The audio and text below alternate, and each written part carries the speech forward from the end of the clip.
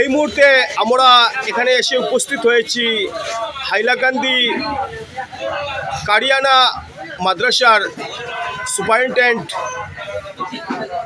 মৌলানা গাবরু মিয়া সাহেবের সন্নিকট।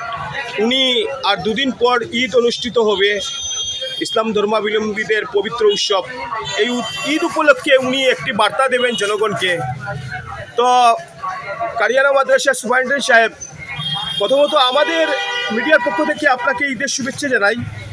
তো এই পবিত্র ঈদ উপলক্ষে আপনি দু চারটি কথার মাধ্যমে আমাদের মিডিয়াকে অবগত করুন।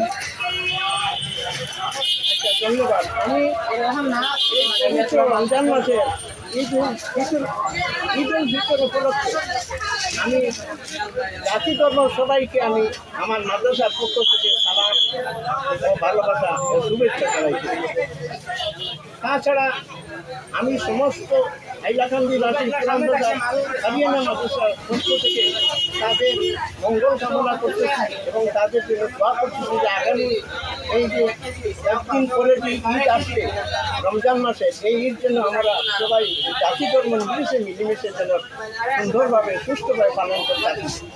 মহান আল্লাহর কাছে যেন আমরা প্রার্থনা করি যে আল্লাহ পাক যেন আমাদের এই ঈদ উপলক্ষে আমাদের সবাই মঙ্গল কামনা করেন এবং আমাদের জন্য আল্লাহ পাক সুস্বাস্থ্য সুশান্তি আমাদের দান করেন।